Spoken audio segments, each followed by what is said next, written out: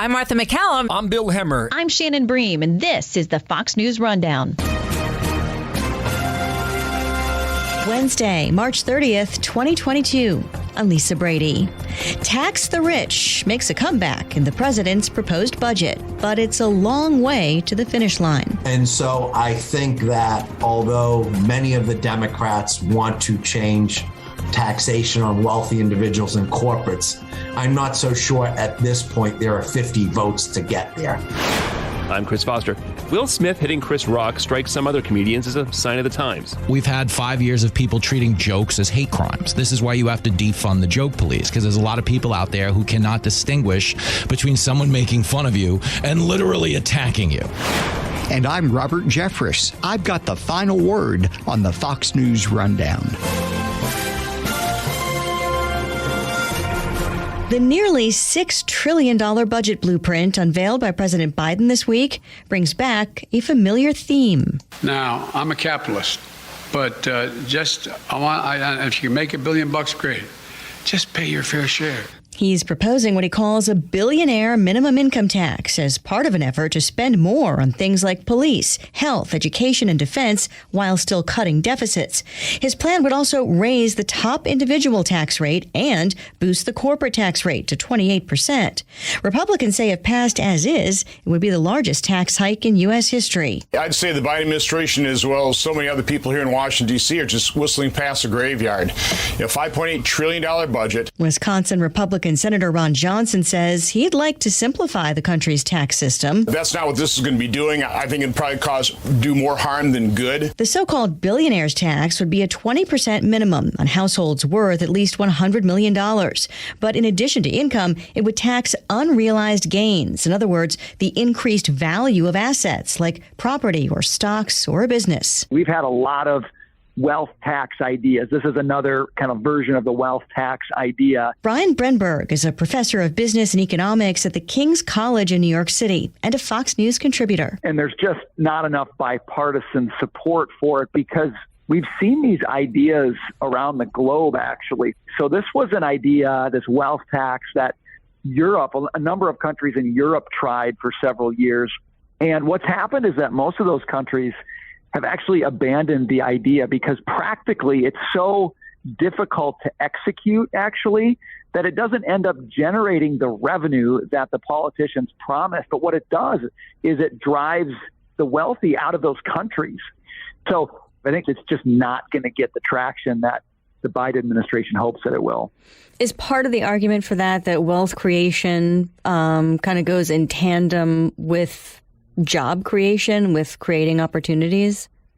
Yeah, I mean, that's exactly it. You know, the entrepreneurs that build these businesses that end up becoming worth a lot of money that would be taxed under this new plan, those are people who employ workers, who get the labor market, the jobs part of the economy really humming. And so in a moment like this, especially, I think there's very few people out there who want to jeopardize a jobs comeback. And that's the real concern. If you're going to tax not just income, but actually wealth creation, the businesses that you build, the investments that you make before you even sell them, the fear is that those job creators aren't going to do that. They're not going to come to America to build those businesses, or if they're here, they're going to consider leaving. It's going to stunt all of that wealth creation that turns into job creation, that turns into the kind of economy that actually works for everybody. What about what Democrats say about that kind of argument, that, well, that amounts to trickle-down economics and that doesn't work, and that the wealthy aren't paying their fair share? Well, I think the wealthy aren't paying their fair share argument doesn't ring true with the data that we see. When we look at income tax, for example, and what percentage of income tax is collected that the top 1% or the top 10% pay relative to how much they earn, the wealthiest in the United States by far pay a larger share of their income in those taxes than do those in lower income levels. So that just doesn't add up. Now, Democrats, I think, have a big problem with wealth creation and the accumulation of wealth. They say that there's a lot of wealthy people out there who don't earn as much income, but they make a lot of investments that grow in value over time, and they never pay taxes on that. And that's true. People hold their investments for the long term, and they accumulate the value of those investments. But most people actually agree that encouraging long-term investment is a good thing. It wasn't that long ago that you found a lot of Democrats crying the short-termism of markets and the short-termism of investors. And what they're actually punishing with a wealth tax is that long-term value creation, investing in something and holding on to it, not selling it. People are certainly hurting. I mean, high inflation, which of course Republicans say, is the result of the president's policies, which he disputes, but it's certainly hurting people. Does this put Congress under more pressure to act on something like a wealth tax? A wealth tax is going to fall on people who build a business. They have a lot of money invested in that business, but they're not paying taxes on the value of that business because they haven't sold it yet, right? Wealth tax says, well, you're going to start paying taxes on the value of that business. Well, if we do that, how is that going to help that business grow and hire more people and produce more and bring down prices and bring up people's wages? It's not going to. So a wealth tax is certainly not a cure for inflation. One other thing the president said is that this is a fiscally responsible plan because it's going to reduce the deficit, he says, over time. But there are significant economic assumptions built into that, right? Well, he says that this wealth tax is going to generate $360 billion over 10 years. But again, if you look at the experience of countries that have tried this in Europe, they never, ever generated the amount of tax revenue that they thought they would, because the problem is you've got to value all these assets that don't have clear values. What is the value of my medium-sized business, or the non-stock investments that don't get traded on a day-to-day basis? Somebody's got to value that. And then you've got to go out there and try to levy the tax on that. And it becomes very, very complicated. So this tax probably isn't going to generate the $360 billion that he thinks it will. Even some supporters of other parts of the president's plan may have an issue with targeting unrealized gains, taxing assets that haven't been sold. Anytime a president puts forth his budget, it is quote unquote a wish list. Robert Wolf is a former Obama administration economic advisor, founder and CEO of 32 Advisors, and a Fox News contributor. It really depicts the administration's priorities, and it's a document that then goes through the congressional cookie cutter and comes out the other side, usually quite different. So I would say what he is presenting, some will make it through and some will not. But I do agree that there should be a minimum tax that wealthy people pay, and we should reduce and cut a lot of the loopholes that exist. So the billionaire's tax, it's where both on income and unrealized gains, i.e. predominantly someone's stock holdings like Elon Musk, which they actually seldom sell but borrow against, they will be taxed at a minimum 20% threshold on the aggregate amount of income and unrealized gains. I mean, the president's premise with higher taxes on the wealthy is that they don't pay their fair share. Is that somewhat of a false premise because of their overall share of tax revenue? So I think you have to separate what wealthy individuals pay in the aggregate and what they pay individually. In the aggregate, because they are so wealthy, they probably pay 40% of all taxes. But if you look on an individual basis, most people are paying at their type of income level a minimum of 28%. It's viewed that many wealthy people, if you include their unrealized gains, actually may be paying less than 10%. I mean, I guess when it comes to income tax, that's kind of the strongest part of the president's argument, it would seem, because it's easily understandable to say, hey, why is a firefighter or a teacher paying a higher rate than billionaires? Yeah, I have no issue with there being some sort of minimum income tax on individuals that make over X amount of dollars. I don't have an issue with that, just like I don't have an issue with a global minimum tax for corporations. I don't think some of our largest Fortune 100 corporations should be paying, 10% when small businesses are paying north of 30%. So I think there is some things we can do to make the tax system more fair and just. But, this is something that is highly unlikely to get passed. Why do you say that? Are there just not enough Democrats on the same page with this right now while they still have the majority in Congress?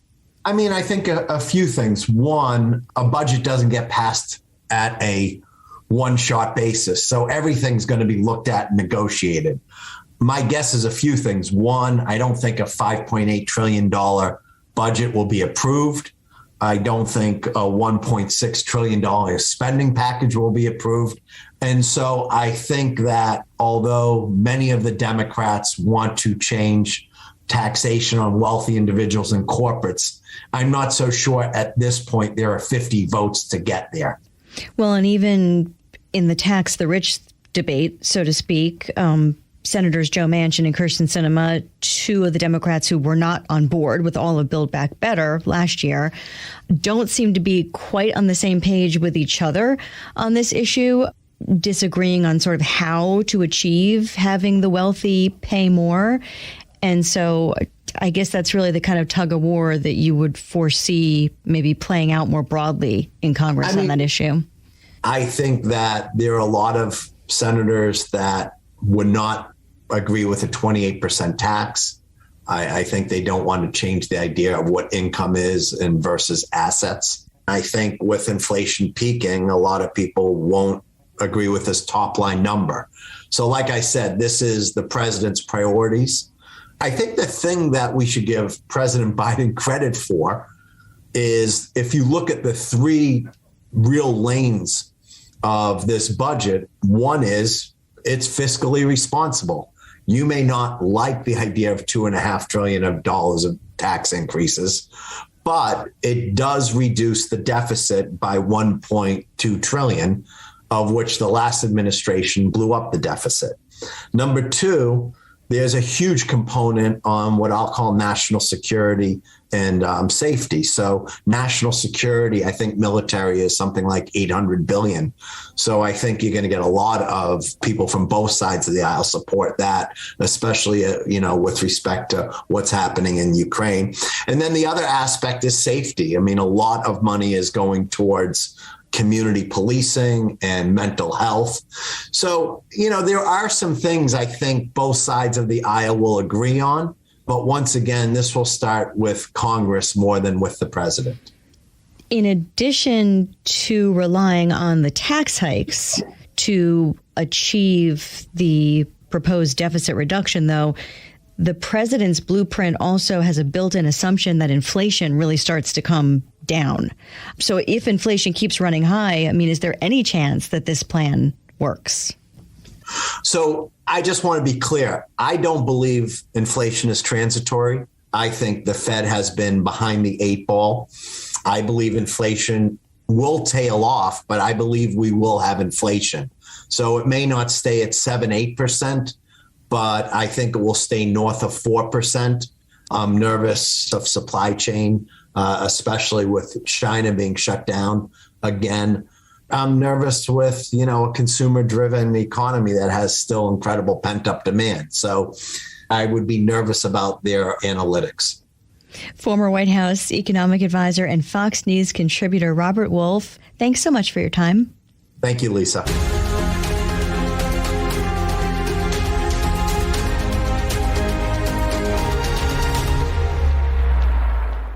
This is Robert Jeffress with your Fox News commentary. Coming up.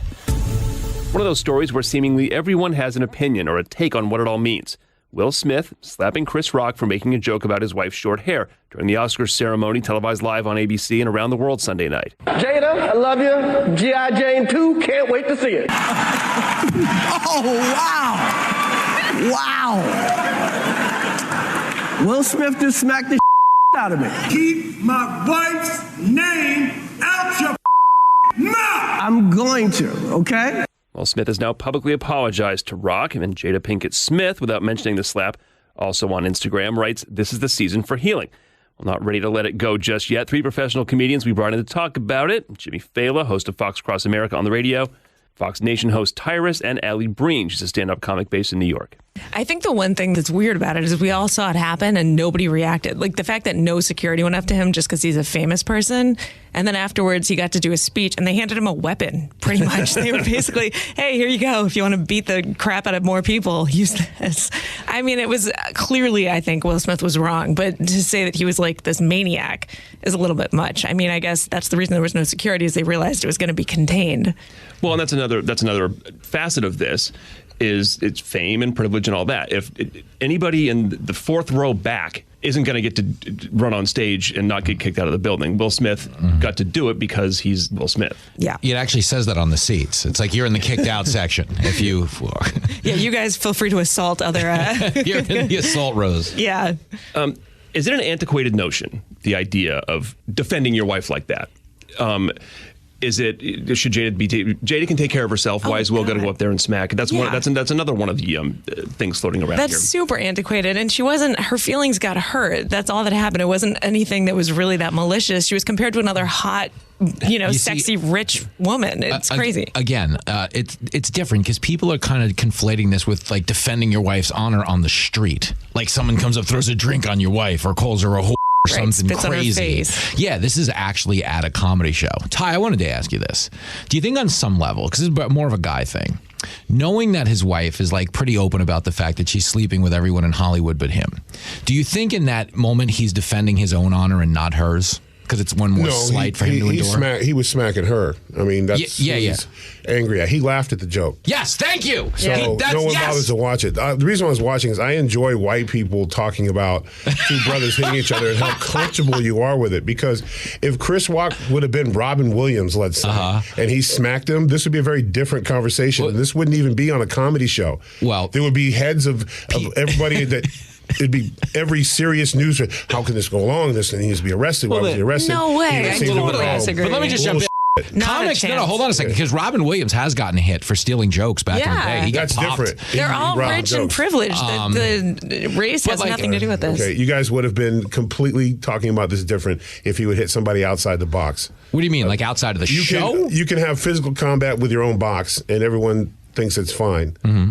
But if he would have been anything else, if Chris would have been gay, it was cross-racial anything out the box, society would have been, the woke would have lost their mind. There would have been protest outside the academy. Right. No, give him that. Like if he would have hit, if Amy told the joke, Amy told the joke, would he have smacked Amy?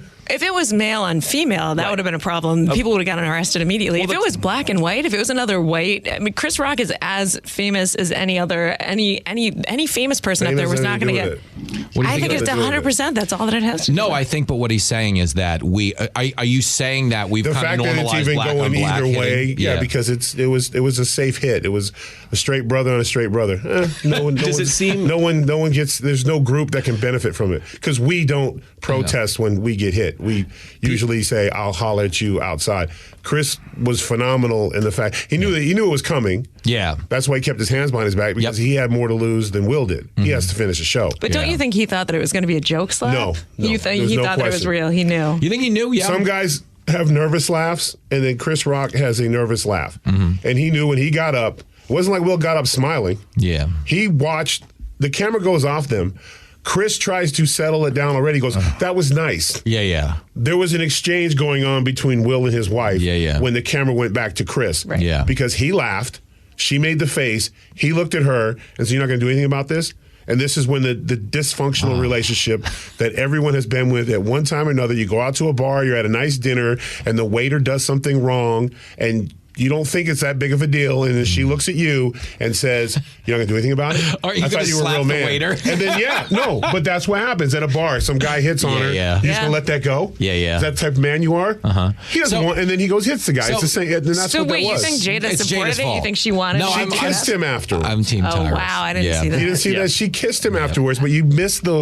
And that's what I talked about on the show. This has to do with their dysfunctional relationship, and this is what men unfortunately do to try to fix things instead of going, it was funny, get over yourself. This is my night. No, it is now her night. Yeah. It's ruined. And he threw away everything that he stood for. Understand, in growing up, he was the one who was talking about all the time because he wouldn't cuss in his raps.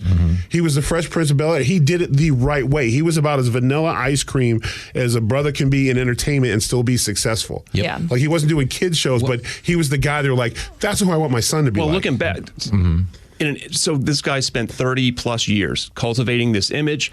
One of the biggest stars in the world, like you said, almost universally beloved, and then poof. Nobody is ever going to watch. He might as well have been backup singer for NWA. Yep. He threw it all away. Well, nobody is ever going to watch The Fresh Prince of Bel-Air. Nobody's ever going to watch anything he did in the past or in the future in the same way. They'll just watch the new one differently. Like, it's more like the new one, which is terrible, by the way. I think we have a really short memory, and we'll actually move on in some capacity. A little bit. Is this going to be a problem at comedy clubs? I know that there are a few comics have said, oh, no, I can't do crowd work anymore because somebody's going to be emboldened by Will Smith to jump up on stage. Absolutely. It's the green light. He green lighted it. Yeah. It's going to happen. You know, I mean, only for crazy people. I don't think there's going to be a huge swarm of people looking to create violence, but anyone who is already it's the scenario he just described, though, what Tyrus described earlier. If a guy tells a joke about a girl and they're in a toxic relationship, they now have an out. Not to mention, you're going to get a lot of publicity. So before it was like, instead of hanging off a cliff to take a selfie on Instagram, now it's smack a comic. And it'll be how, he did this and that, especially, for conservative comics. You're going to see a lot of justifiable attempts to just, hopefully. And one side will rally behind it. There really will be woke people who are like, no, that was that. The nice thing, though, for conservative comics is everybody who supports us is armed at all times. So we'll be all right. You're going to see like hashtag slap the hate. Things like that, justifying it. It always is. What's more likely, Will Smith and Chris Rock doing a Super Bowl commercial next year or presenting at the Oscars next year? Both. Both. They're both going to happen. I think and of course, Chris was the bigger man. He didn't press charges. Yeah, he didn't even talk. He hasn't really talked about it. Although, Judge Janine was saying he didn't have to because there was enough witnesses. But I think Will's going to go away for a while. Yeah, and he should, rightfully should. No, not just. You think he'll be forced to, or you think he'll choose to? I mean, he makes his own movies anyways, so he's his own producer. So it's not like he's waiting for a call from Miramax. You know what I'm saying? Like he produces his own stuff, but hopefully, if there's, he's an intelligent man. Hopefully, he realizes that he needs some help. Same question that we asked about Will Smith. Is there an asterisk on Chris Rock's work now? Is he going to be, at least on some level in the back of people's mind, the guy that gets sacked the Oscars? A little bit, I think. People who've never been in a fight before or lived behind a little keyboard, they'll talk about what they would have done. Yeah. But what he chose to, he put the Academy and his job over his personal safety. He kept his hands behind his back for a reason. Yeah. And he even caught himself because he was about to rip him when he talked about the table. Yeah. He started to say, I could say, and he caught himself. He did. And he there was a second joke coming. There was a second one, and this one was not going to be kind. No. Because being referred to as a jacked woman with bald head kicking ass in the men's military at the time is not an insult. That was also a Bed-Stuy broken move of Rock, not to even touch his face. Didn't rub it. No. Didn't take a step back. No. He was doing that. You could tell he was hurt, but he was not doing anything. In wrestling, it's called he didn't sell it. What is that?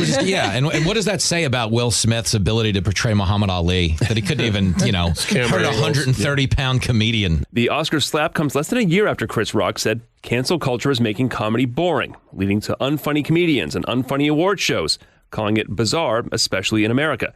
Back to Jimmy Failla. Chris Rock, his last special was written by Michelle Wolf. Like, he does hang out with a little more of these days, like the enlightened comedic side of town, and wants to be on the right side of that. And I think is mindful of the fact that, people are offended by the alopecia joke. Not that it was an alopecia joke because he didn't know, but he doesn't want to be in his social circle seen as punching down. Right. And this is what's wrong with comedy nowadays. People who make the rules for comedy don't do comedy. Nobody in a comedy club reads the room. We lead the room. We're the only ones with a microphone. We set the terms of the negotiation. We don't read the room. And nobody worries about punching down. That's something people tacked on in the blogosphere to make rules for comedians that this will be how we grade them and hold them to our standard. But if you're a real comic, you just throw the fastball. And that's what Chris Rock did in that moment. Will Smith overreacted. And this is the byproduct of two things. What Tyrus said, which is a toxic relationship, but also we've had 5 years of people treating jokes as hate crimes. This is why you have to defund the joke police, because there's a lot of people out there who cannot distinguish between someone making fun of you and literally attacking you. Well, thank you for coming on. I feel like we didn't have too much time left to get the hot takes out there before they're all hot tooken. Alli Breen with Gilbert Gottfried this weekend at Magooby's. Yes. In Lutherville, Maryland. Yep. Okay. Yeah, this weekend. Jimmy Failla, Fox Across America, weekdays on the radio. Tyrus on Fox Nation, podcast Tyrus and Temph. You got a book coming out next month? Yep, just Tyrus. It drops April 26th. Congratulations. Thanks, guys. Awesome. Thanks.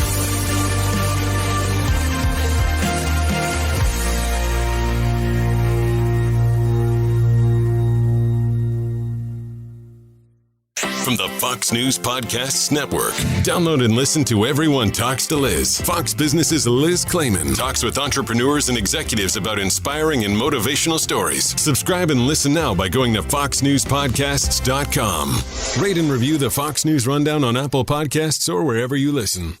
It's time for your Fox News commentary. Robert Jeffress. What's on your mind? In a recent rally, Russia celebrated the 8-year anniversary of the annexation of Crimea. During the spectacle, Russian dictator Vladimir Putin quoted an unlikely source, the Bible. He spoke about the bravery and unity of Russia's troops during the so-called military operation. In reality, a needless war that Putin started in Ukraine, which has left thousands of innocent civilians dead and displaced over 10 million people. Putin invoked the words of Jesus from John 15:13 to describe his soldiers' actions. Jesus said, "Greater love has no one than this, that someone laid down his life for his friends." The irony here is thick. Jesus spoke these words to his disciples on the eve of his own crucifixion. Jesus was speaking about himself, about his own willingness to suffer and die innocently for the sake of others. John 15:13 is the ultimate statement of self-sacrifice and love. Putin is the absolute antithesis of what Christ models in this passage. Instead of sacrificing himself for others, Putin sacrifices others for himself. Putin has sent thousands of Russian boys into a war with no purpose, to fight and die in an unjust battle against innocent people. Putin seeks his own diluted version of personal and national glory. He has shown that he will bomb however many Ukrainian apartment complexes and churches and hospitals he has to bomb in order to achieve his vision. He will tell whatever lies he has to tell. He will silence and murder whomever he has to silence and murder. Putin knows nothing about the way of Jesus or self-sacrifice. Quoting God's word to justify something God would never condone is a very old strategy. Christ's words are being twisted into pathetic, strange justifications for Putin's evil. Putin is doing everything possible to distract from the realities caused by his callous disregard for human life. If Mr. Putin is interested in thinking biblically, there are a few other verses he may want to consider. For example, God told Moses, and etched into stone by his own hand, the commandment, "You shall not murder." At the end of history, Vladimir Putin will not be the ruler of this world. He won't be sitting on a throne. Instead, Putin will be bending his knee and preparing to answer to the king whose words he has perverted to justify evil. This is Robert Jeffress for Fox News. You've been listening to the Fox News Rundown. Stay up to date by subscribing to this podcast at foxnewspodcasts.com. And for up-to-the-minute news, go to foxnews.com.